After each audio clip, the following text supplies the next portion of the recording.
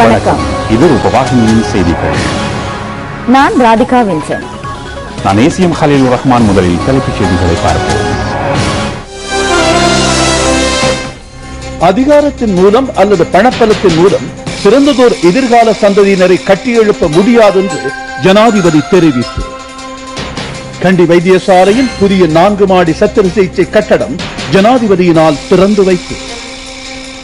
Geneva மனித உரிமைகள் மாநாட்டில் கலந்து கொள்ளவிருக்கும் இலங்கை தூதுக்குழுவின் தலைவராக அமைச்சர் மஹிந்த சமரசிங்க நியமனம். சர்வதேச மட்டத்தில் தேவை ஏற்படும் பட்சத்தில் அனைத்து சந்தர்ப்பங்களிலும் ரஷ்யா இலங்கைக்கு ஆதரவாக செயற்படும் என ரஷ்ய தூதுவர் தெரிவிப்பு. கல்வி அமைச்சின் புதிய ஆசிரியர் இடமாற்ற சுற்று நிருபம் பற்றி கல்வி அமைச்சருடன் பேச்சுவார்த்தை நடத்தப்படும் என நீதி அமைச்சர் ரவுஃப் ஹக்கீம் தெரிவிப்பு. ஐரோப்பிய வலயத்தின் பொருளாதாரம் இவ்வருடம் வீழ்ச்சி அடையும் என ஐரோப்பிய ஆணைக்குழு அறிவிப்பு.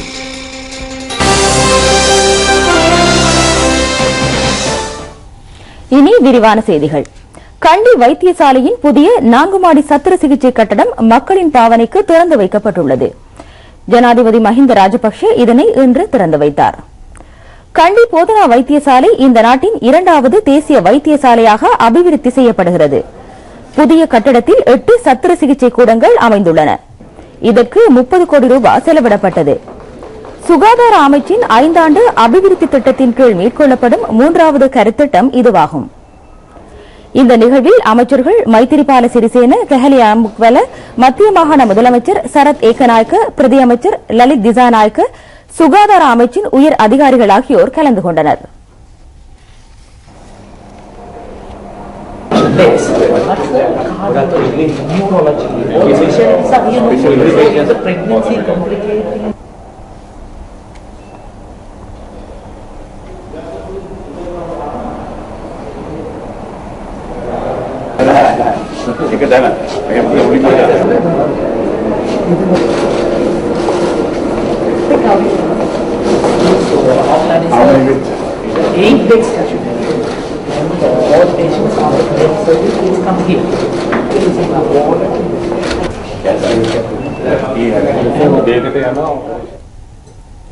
மனித உரிமைகள் மாநாட்டில் கலந்து கொள்வதற்காக சுவிட்சர்லாந்தின் ஜெனீவா நகரத்திற்கு செல்லும் இலங்கை பிரதிநிதிகள் குழுவின் தலைமை பதவிக்கு அமைச்சர் மஹிந்த சமரசிங்க நியமிக்கப்பட்டுள்ளார்.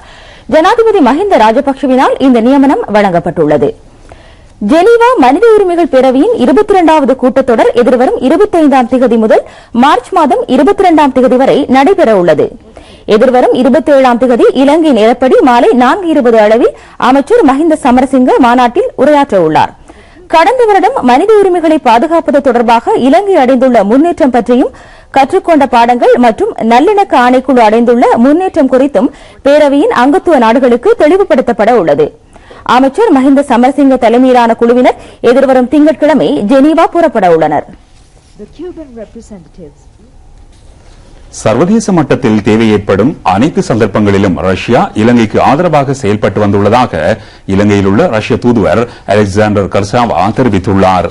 மனித உரிமைகள் என்பது தேர்ந்தெடுக்கப்பட்ட நாடுகளுக்கு எதிராக பயன்படுத்தப்படும் ஒரு அரசியல் கருவி அல்ல என்பதை ஐக்கிய நாடுகள் சபை முன்னிலையில் ரஷ்யா தெரிவித்திருப்பதை ரஷ்ய தூதுவர் நினைவுபடுத்தினார். இலங்கைக்கும் ரஷ்யாவுக்கும் இடையில் தூதரக தொடர்புகள் ஆரம்பிக்கப்பட்டு 56 வருடங்கள் பூர்த்தியாகின்றன. இதனை முன்னிட்டு கொழும்பில் உள்ள ரஷ்ய கலாசார நிலையத்தில் நேற்று வைபவம் ஒன்று இடம்பெற்றது.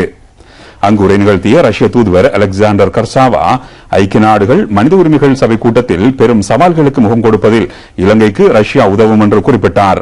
ரஷ்யா இவருடன் மனித உரிமை சபையில் அங்கத்துவராக இல்லாத போதிலும் அதன் பல அங்கத்துவ நாடுகளுடன் மிக சிறந்த தொடர்புகளை பேணி வருகின்றது. இந்த நிலைமையை பயன்படுத்தி இலங்கைக்கு ஒத்துழைப்பை பெற்றுக் கொள்ளும் பொருட்டு பேச்சுவார்த்தை நடத்தப்படும் என்று தூதுவர் குறிப்பிட்டார். கொடூரமான பயங்கரவாதத்தை தோற்கடித்த இலங்கை புனர்வாழ்வு மற்றும் புனர் நிர்மாண துறைகளில் நல்ல முன்னேற்றம் கண்டுள்ளது என்று ரஷ்ய தூதுவர் அலெக்சாண்டர் கர்சாவா மேலும் தெரிவித்தார். இலங்கையின் தற்போதைய நிலைமை பற்றி வெளிநாட்டு தூதுவர்களுக்கு அறிவுறுத்தப்பட்டுள்ளது. அமைச்சர் பேராசிரியர் GL பீரிஸ், ஜனாதிபதியின் செயலாளர் லலித் வியத்துங்க ஆகியோர் வெளிவிவகார அமைச்சின் தூதுவர்களையும் உயர் ஸ்தானிகர்களையும் நேற்று சந்தித்தனர். கற்றுக்கொண்ட பாடங்கள் மற்றும் நல்லிணக்க ஆணைக்குழுவின் சிபாரிசுகளை அமுல்படுத்துவதில் குறித்த கால வரம்புக்குள் அரசாங்கம் எடுத்த நடவடிக்கைகள் அவற்றின் முன்னேற்றம் ஆகியன பற்றி தூதுவர்களுக்கு விளக்கி கூறப்பட்டது. இலங்கை தொடர்பாக வெளிநாட்டு தூதுவர்கள் கேட்ட கேள்விகளுக்கு பதிலளிக்கப்பட்டது.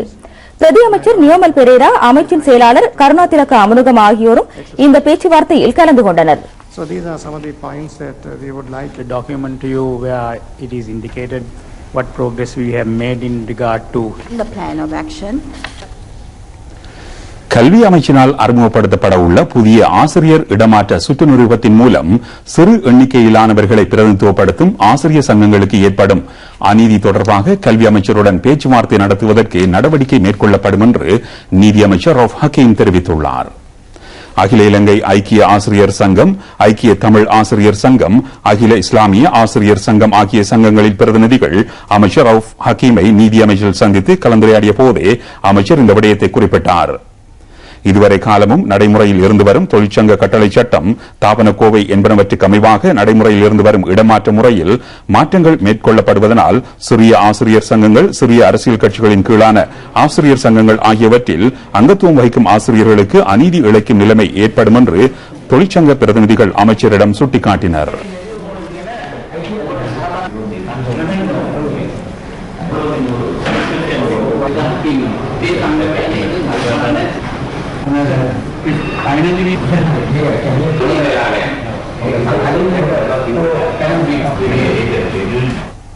அதிகாரத்தின் மூலம் அல்லது பணபலத்தின் மூலம் சிறந்ததோர் எதிர்கால சந்ததியினரை கட்டியெழுப்ப முடியாது என்று ஜனாதிபதி மஹிந்த ராஜபக்ஷ தெரிவித்துள்ளார்.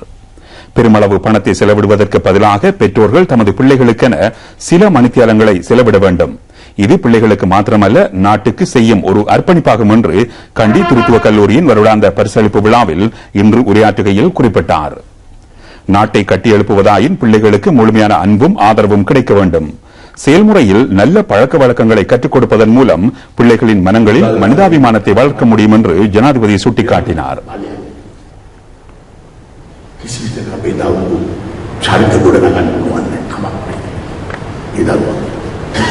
අපි දරුවගේ චරිතය ගොඩනගන්න ඕන. ඒ අයින් කැප කරනවා. කාලය කැප කරනවා. මොකද විශාල ධන සම්භාරයක් තිබුණා කියලා. ඒ සඳහා මහා විශාල මුදල් ප්‍රමාණයක් ඒ දරුවා වෙනුවෙන් වියදම් කරයි කියලා. வகுப்பறைகளில் கல்வி கற்கும் பிள்ளைகள் மத்தியில் இருந்து மாத்திரமல்ல, பசுமை நிறைந்த விவசாய பண்ணைகளில் நடமாடும் பிள்ளைகளின் மத்தியில் இருந்தும் நாட்டுக்கு நல்ல பிரஜைகள் உருவாகின்றனர். பரீட்சைகளில் சித்தி எய்திய மாணவர்களின் பெயர் பட்டியலை மாத்திரம் அடிப்படையாக கொண்டு ஒரு பாடசாலையின் சிறப்பை அளவிட முடியாது. பரீட்சை பெறுவோருடன் பிள்ளைகள் மத்தியில் நட்பண்புகளை உருவாக்குவது முக்கியமானதாகும். தேசிய ஐக்கியத்தை உருவாக்குவதற்கான சிறந்த இடம் பாடசாலையாகும் என்பதற்கு கண்டி திருத்துவ கல்லூரி நல்ல உதாரணமாக விளங்குவதாக ஜனாதிபதி சுட்டிக்காட்டினார்.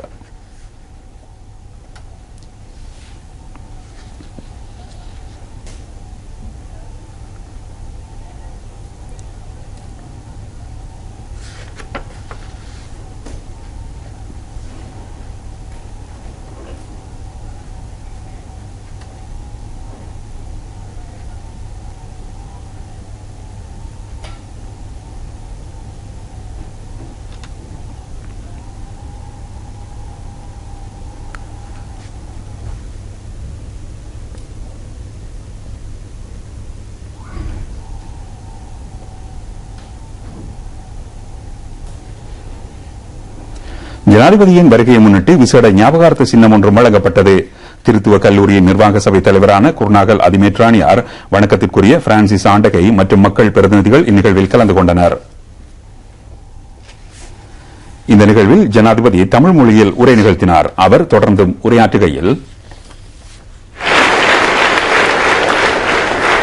அன்பான பிள்ளைகளே, இன்று உங்கள் முன் பேசுவது எனக்கு பெரிய சந்தோஷம். உங்கள் கல்லூரி மிகவும் பிரசித்தமான கல்லூரி. இங்கே கல்வி வேறு. நீங்கள் எல்லோரும் நல்ல பாக்கியசாலிகள். இங்கே படித்த பல பேர் சர்வதேச ரீதியில் நல்ல பெயர் பெற்று உள்ளார்கள். කිපදෙනෙක්ම ජාත්‍යන්තර වශයෙන් කීර්ති නාමයක් ලබාගෙන තියෙනවා. අන්පාන පිළියමේ சிங்கள, தமிழ், முஸ்லிம் அனைவர்கள் இங்கே ஒன்றாக படிப்பது மிகவும் நல்ல காரியம். இந்த நாட்டில் இனபேதம், அதுவேதம், குலவேதம், மாகாணவேதம் எதுவுமே இருக்க முடியாது. நாம் எல்லோரும் ஒரு தாய் மக்களே. මේකට ජාති වේද, ආගම් වේද, කුල වේද, පළාත් වේද කිසිවක් තියෙන්නේ නැහැ. අපි හැමෝම එක මවකගේ දරුවෝ. நீங்கள் எல்லோரும் நன்றாக படிக்க வேண்டும். இந்த உலகில் அதை வாட முடியாது. உங்கள் அம்மா அப்பா ஆசிரியரை மறக்க வேண்டாம், தாய் நாட்டை மறக்க வேண்டாம். அதுதான் முக்கியம், அதுதான் தேவை. உங்கள் எல்லோருக்கும் வளமான எதிர்காலம் நிச்சயம் உருவாகும். பயங்கரவாதம் தோற்கடிக்கப்பட்ட பின்னர் வடக்கு கிழக்கு மாகாணங்களில் அரசாங்கம் மேற்கொண்டு வரும் அபிவிருத்தி நடவடிக்கைகள் பாராட்டுக்குரியவே என்று அமெரிக்க காங்கிரஸ் அங்கத்தவர் அன்னி பாலியமோ-கவேகா தெரிவித்துள்ளார். இந்த வேலை திட்டங்கள் பற்றி நேரில் கண்டறிந்து கொள்ளுமாறு அவர் அமெரிக்கர்களுக்கு அழைப்பு விடுத்தார். வடக்கு கிழக்கு மாகாணங்களுக்கு அண்மையில் விஜயம் செய்த அவர் நேற்று கொழும்பில் நடைபெற்ற ஊடக மாநாட்டில் கலந்து கொண்டார். இலங்கை அடைந்துள்ள துரித முன்னேற்றங்கள் பற்றி அமெரிக்காவில் உள்ள உயர்மட்ட அரசாங்க பிரதிநிதிகளுக்கு விளக்கி கூறப்படும் என்று அவர் தெரிவித்தார். அவர் மேலும் கருத்து வெளியிடுகையில், இலங்கை அரசாங்கம் பல சவால்களை எதிர்கொண்டு வருகிறது. சர்வதேச ரீதியில் எழும் எதிர் பிரசார நடவடிக்கைகளுக்கு மத்தியிலும் இலங்கை பல வெற்றிகளை அடைந்துள்ளது என்று அவர் கூறினார்.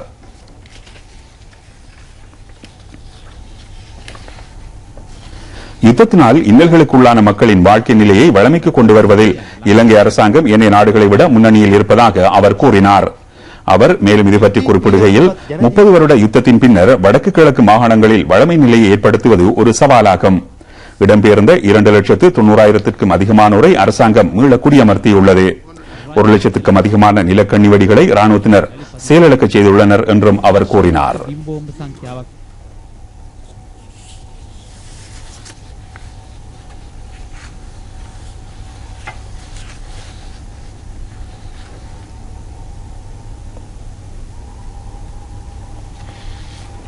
சுகாதார அமைச்சுக்கு எதிராக இடைக்கால தடை உத்தரவை பிறப்பிக்க கோரி புகையிலை நிறுவனம் ஒன்று சமர்ப்பித்த மனுவை மேல்முறையீட்டு நீதிமன்றம் நிராகரித்துள்ளது. சிகரெட்டுகள் தயாரிக்கப்படும் மேலுறைகளில் 80% உள்ளடக்கும் வகையில் சுகாதார அமைச்சின் எச்சரிக்கையை சேர்ப்பதற்கு சுகாதார அமைச்சு மேற்கொண்ட தீர்மானத்தை தடுக்குமாறு கோரி இந்த நிறுவனம் மனுவை தாக்கல் செய்திருந்தது. மேல்முறையீட்டு நீதிமன்ற நீதிபதி ஸ்ரீஸ்கந்தராஜா இது தொடர்பான தனது தீர்ப்பை இன்று அறிவித்தார். இதற்கு அமைவாக அடுத்த மாதம் 1ஆம் தேதி முதல் இலங்கையில் பயன்படுத்தப்படும் புகையிலை தயாரிப்புக்கான மேல் உரை படங்களில் சுகாதார எச்சரிக்கை அவசியம் காட்சிப்படுத்த வேண்டும். புகையிலை கட்டுப்பாடு தொடர்பான சர்வதேச உடன்பாட்டில் இலங்கை 2003ஆம் ஆண்டு கைச்சாத்திட்டது. 2006ஆம் ஆண்டு இலக்கம் 27 கீழான புகையிலை மற்றும் மதுசார சட்டத்திற்கு அமைவான உடன்படிக்கை முன்னெடுக்கப்பட்டுள்ளது. சிகரெட் வகைகளை தயாரிக்கும் நிறுவனத்தினர் தமது லாபத்தை மாத்திரம் கருத்தில் கொண்டு செயற்படுகின்றனர். இதன் மூலம் நேரடியாகவும் மறைமுகமாகவும் பல்வேறு பாதிப்புகள் பொதுமக்களுக்கு ஏற்பட்டுள்ளன. புகைப்பிடிப்பதனால் ஏற்படும் நோய்களுக்கு சிகிச்சைகளை அளிப்பதற்காக அரசாங்கம் வருடாந்தம் பல கோடி ரூபாவை செலவிடுகின்றது. புகைத்தலினால் நாளாந்தம் இலங்கையில் சுமார் 60 பேர் உயிரிழக்கின்றனர். மேலும் பலர் புற்றுநோய், இருதய கோளாறு, பாலியல் ரீதியிலான பலவீனம் உள்ளிட்ட பல்வேறு நோய்களுக்கு உள்ளாகியிருப்பதாக சுகாதார அமைச்சு சுட்டிக்காட்டியுள்ளது. ஹலால் சான்றிதழ்களுடன் கூடிய பொருட்களை வேறு மதத்தவர்களுக்கு விற்பனை செய்ய வேண்டாம் என்று முஸ்லிம் கல்விமான்கள் சங்கம் வர்த்தகர்களுக்கு வேண்டுகோள் விடுத்துள்ளது. ஹலால் சான்றிதழ் முறை இந்நாட்டின் முஸ்லிம் மக்களுக்கு மாத்திரம் உரித்தானது என்று அரசாங்கம் சுட்டிக்காட்டியுள்ளது. ஹலால் சான்றிதழ் தொடர்பாக நாட்டில் கருத்து முரண்பாடுகள் நிலவின.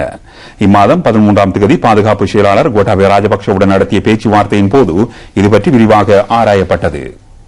அனைத்து இன மக்களுக்கும் அனைத்து மதங்களை சேர்ந்தவர்களுக்கும் சமமான உரிமைகளுடன் வாழ்வதற்கான உரிமை உள்ளது என்பதை பாதுகாப்பு செயலாளர் சுட்டிக்காட்டினார். பரிசுத்த பாப்பரசர் ஆசீர்வாதப்பருக்கு நீண்ட ஆயுள் வேண்டி பிரார்த்திப்பதாக ஜனாதிபதி மஹிந்த ராஜபக்ஷ தெரிவித்துள்ளார்.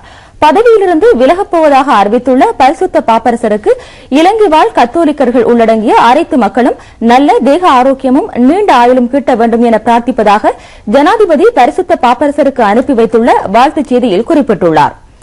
இலங்கை எல்டிடி பயங்கரவாதிகளின் துன்புறுத்தல்களுக்கு ஆளாகியிருந்த வேளையில் பாப்பரசர் ஆசீர்வாதப்பர் கடும் எதிர்ப்பை தெரிவித்திருந்தார். இலங்கை குறித்து அவர் கொண்டிருந்த நல்ல அபிப்பிராயத்தை இந்நாட்டு மக்கள் பெரும் பக்தியுடன் நினைவு கூர்வதாக ஜனாதிபதி தமது செய்தியில் குறிப்பிட்டுள்ளார். பாப்பரசரை சந்தித்த வேளையில் தம்மை உற்சாகப்படுத்தும் வகையில் கூறிய அறிவுரைகள் நாட்டை நிர்வகிப்பதில் பேருதவியாக இருந்தது என்பதை ஜனாதிபதி மஹிந்த ராஜபக்ஷ நினைவு கூர்ந்தார். பரிசுத்த பாப்பரசர் ஆசீர்வாதப்பர் பதவி விலகுவது குறித்து தாம் வியப்பும் கவலையும் அடைந்ததாக ஜனாதிபதி மேலும் தெரிவித்தார். வடக்கில் வாழும் அனைத்து இன மக்களினதும் தேவைகளை இனம் கண்டு அவற்றை நிவர்த்திக்கும் பணிகளை நாம் முன்னெடுத்து வருகின்றோம் என்று அமைச்சர் ரிஷாட் பதியுதீன் தெரிவித்துள்ளார். மன்னார் மாவட்டத்தில் மருச்சுக்கட்டி ஆரம்ப மருத்துவ பராமரிப்பு நிலைய கட்டிடத்தை திறந்து வைத்து உரையாற்றுகையிலேயே அமைச்சர் இதனை குறிப்பிட்டார். மன்னார் மாவட்ட பிராந்திய அத்தியட்சகர் டாக்டர் ஃபரீத் தலைமையில் நடைபெற்ற இந்நிகழ்வில் பாராளுமன்ற உறுப்பினர் ஹுனைஸ் ஃபாரூக் உள்ளிட்ட பலர் கலந்து கொண்டனர். மருச்சுக்கட்டி, கரடிக்குழி, பாலக்குழி, முள்ளிக்குளம் மக்கள் இந்த வைத்தியசாலையின் மூலம் பயனடைவர்.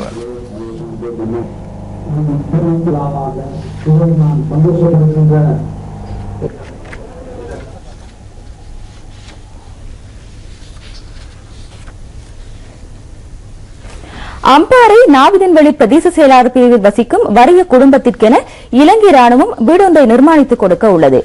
நிர்மாண வேலைகள் நேற்று ஆரம்பமாகின. 2009ஆம் ஆண்டு வெள்ளாவளி சேனிக் குடியிருப்பு பிரதேசத்தில் உயிரிழந்த லயனல் கோகுலன் என்னும் எல்டிடி அங்கத்தவரின் குடும்பத்தினருக்கென இந்த வீடு நிர்மாணிக்கப்படுகின்றது. இவர்களுக்கு வசிப்பதற்கு வீடோ, வேலை வாய்ப்போ, வருமான வாய்ப்புகளோ இருக்கவில்லை. எல்டிடி அங்கத்தவரின் பாட்டியின் தாயார், சகோதரர், இரு சகோதரிகள் ஆகியோர் தற்போது வாழ்ந்து வருகின்றனர். ராணுவ அதிகாரிகள் இந்த குடும்பம் குறித்து அக்கறை செலுத்தி வீடொன்றை நிர்மாணித்துக் கொடுப்பதற்கு முடிவு செய்தனர். 3வது படையணியின் தளபதியான பிரிகேடியர் ஹரன் பெரேரா தலைமையில் 631வது படைப்பிரிவின் தளபதி கர்னல் பிரியந்த கமகே வீட்டுக்கு அடிக்கல் நாட்டினார். இந்து மத அனுஷ்டானங்களை அடுத்து வீட்டின் நிர்மாண வேலைகள் ஆரம்பமாகின. அடுத்த மாதம் 23ஆம் தேதி தேசத்திற்கு மகுடம் கண்காட்சி ஆரம்பமாக இருக்கும் தருணத்தில் இந்த வீடு சம்பந்தப்பட்ட குடும்பத்தினரிடம் ஒப்படைக்கப்பட உள்ளது.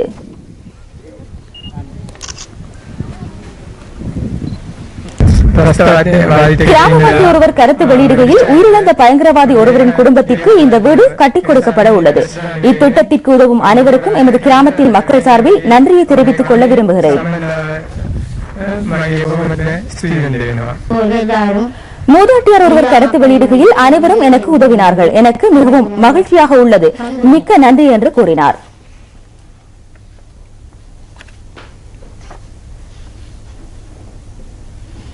தேசத்திற்கு மகுடம் தேசிய அபிவிருத்தி கண்காட்சி திட்டத்தின் கீழ் போலீசாருக்கும் பொதுமக்களுக்கும் இடையில் நல்லுறவை ஏற்படுத்தும் வகையில் போலீஸ் நடமாடும் சேவை நடத்தப்படுவதாக கிழக்கு மாகாண சிரேஷ்ட பிரதி போலீஸ் மா அதிபர் பூஜித ஜெயசுந்தர தெரிவித்துள்ளார். அக்கரைப்பற்று போலீஸ் நிலைய பொறுப்பதிகாரி UL ஹாஜா முஹைதீன் தலைமையில் நடைபெற்ற போலீஸ் நடமாடும் சேவையின் இறுதி நாள் நிகழ்வில் பிரதம அதிதியாக கலந்து கொண்ட போதே சிரேஷ்ட பிரதி போலீஸ் மா அதிபர் ஜெயசுந்தர இந்த விடயத்தை குறிப்பிட்டார். ஜனாதிபதி மஹிந்த ராஜபக்சவின் தலைமையில் முப்படைகளின் ஒத்துழைப்போடு பயங்கரவாதம் முடிவுக்கு கொண்டு வரப்பட்டு இன்று நாட்டில் சிங்கள, தமிழ், முஸ்லிம் மக்கள் நிம்மதியாக வாழ்ந்து கொண்டிருப்பதாக அவர் மேலும் குறிப்பிட்டார். இந்நிகழ்வின் போது போலீசாரால் நடத்தப்பட்ட போட்டிகளில் வெற்றி பெற்றவர்களுக்கு பரிசுகளும் சான்றிதழ்களும் வழங்கப்பட்டன. அமைச்சர் ALM அத்தாவுல்லாவின் இணைப்புச் செயலாளர் AB தாவூத் உள்ளிட்ட பலர் இதில் கலந்து கொண்டனர்.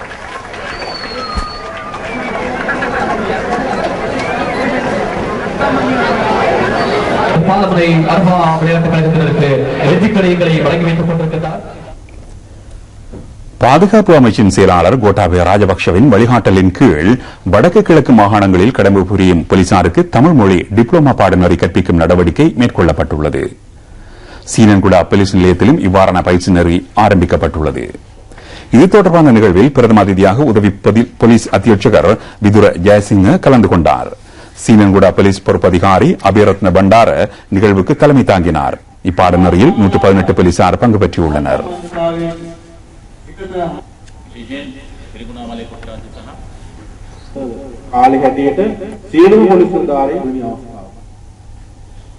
சிறுவர் அபிவிருத்தி மகளிர் விவகார அமைச்சின் கீழான இலங்கை பெண்கள் பணியகம் பெண்கள் மற்றும் சிறுவர்களின் உரிமைகளை பாதுகாப்போம் என்ற தலைப்பில் வடமாகாணத்தில் பயிற்சி பட்டறையை நடத்துவதற்கான ஒழுங்குகளை மேற்கொண்டுள்ளது. இதன் முதல் கட்டமாக யாழ் மாவட்ட செயலகத்தில் பயிற்சி பட்டறை ஒன்று நடைபெற்றது. பெண்கள் பணியகத்தின் பணிப்பாளர் செல்வி சுலானந்தா இதற்கு தலைமை தாங்கினார். அரசாங்க அதிகாரிகள், தொண்டர் நிறுவன அதிகாரிகள், ஊடகவியலாளர்கள் உள்ளிட்ட பலர் இதில் கலந்து கொண்டார்கள்.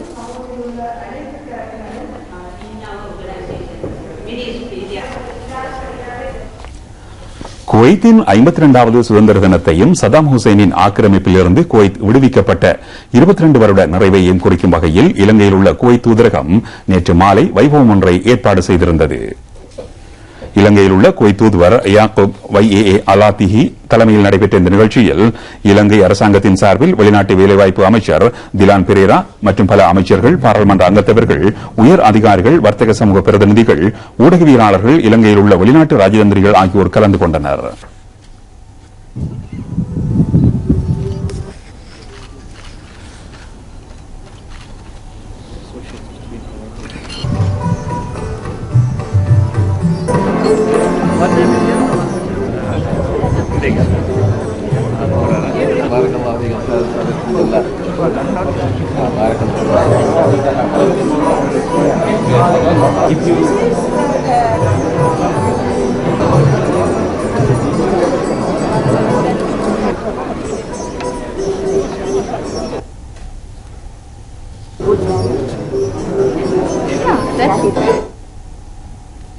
கிழக்கு மாகாணத்தில் விளையாட்டுத் துறையை மேம்படுத்தும் வகையில் கிழக்கு மாகாண சபை அமைச்சர் MM மன்சூர் பல்வேறு வேலை திட்டங்களை முன்னெடுத்து வருகிறார். இதற்கு அமைவாக இளைஞர்கள் மற்றும் விளையாட்டுக் கழகங்களுக்கு முறையான பயிற்சிகளை வழங்கி அவர்களின் திறமைகளை வெளிக்கொணர்வதற்கான நடவடிக்கைகள் மேற்கொள்ளப்பட்டுள்ளன. இந்த நடவடிக்கையின் கீழ் சம்மாந்துறையில் அமைந்துள்ள ஜனாதிபதி கலாசார விளையாட்டு கட்டட தொகுதியை அபிவிருத்தி செய்ய நடவடிக்கை மேற்கொள்ளப்பட்டுள்ளது. இது தொடர்பாக விளக்கமளிக்கும் நிகழ்வொன்று கலாசார விளையாட்டு கட்டட தொகுதியில் நடைபெற்றது. பல்கலைக்கழகங்கள் மற்றும் உயர்கல்வி தொழில்நுட்ப நிறுவனங்களில் கல்வி பயிலும் இளைஞர் யுவதிகளின் கலை ஆற்றல்களை வெளிப்படுத்தும் கவிதா டேலண்ட் தமிழ் மொழி மூலமான இறுதிப் போட்டி மற்றும் கவிதா விருது வழங்கும் வைபவம் நேற்று மாலை நெலும்போக்குன மஹிந்த ராஜபக்ஷ கலையரங்கில் மிக சிறப்பாக நடைபெற்றது.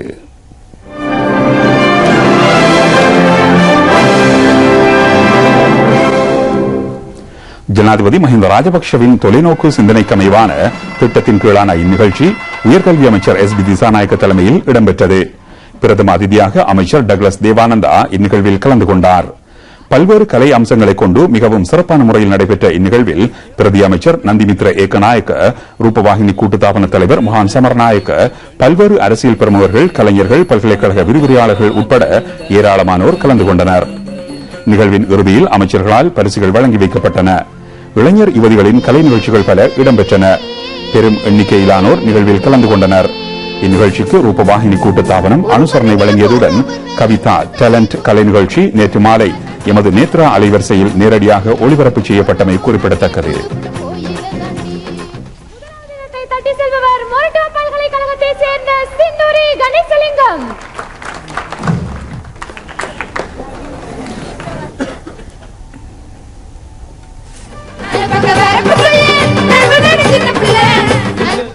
செய்திகளின் நிறைவாக மீண்டும் தலைப்புச் செய்திகள். அதிகாரத்தின் மூலம் அல்லது பணப்பலத்தின் மூலம் சிறந்ததோர் எதிர்கால சந்ததியினரை கட்டியெழுப்ப முடியாது என்று ஜனாதிபதி தெரிவிப்பு. கண்டி வைத்தியசாலையின் புதிய 4 மாடி சத்திர சிகிச்சை கட்டடம் ஜனாதிபதியினால் திறந்து வைப்பு. ஜெனீவா மனித உரிமைகள் மாநாட்டில் கலந்து கொள்ளவிருக்கும் இலங்கை தூதுக்குழுவின் தலைவராக அமைச்சர் மஹிந்த சமரசிங்க நியமனம். சர்வதேச மட்டத்தில் தேவை ஏற்படும் பட்சத்தில் அனைத்து சந்தர்ப்பங்களிலும் ரஷ்யா இலங்கைக்கு ஆதரவாக செயற்படும் என ரஷ்ய தூதுவர் தெரிவிப்பு. கல்வி அமைச்சின் புதிய ஆசிரியர் இடமாற்ற சுற்று நிறுவனம் பற்றி கல்வி அமைச்சருடன் பேச்சுவார்த்தை நடத்தப்படும் என நீதி அமைச்சர் ரவுஃப் ஹக்கீம் தெரிவிப்பு. ஐரோப்பிய வலயத்தின் பொருளாதாரம் இவ்வருடம் வீழ்ச்சி அடையும் என ஐரோப்பிய ஆணைக்குழு அறிவிப்பு.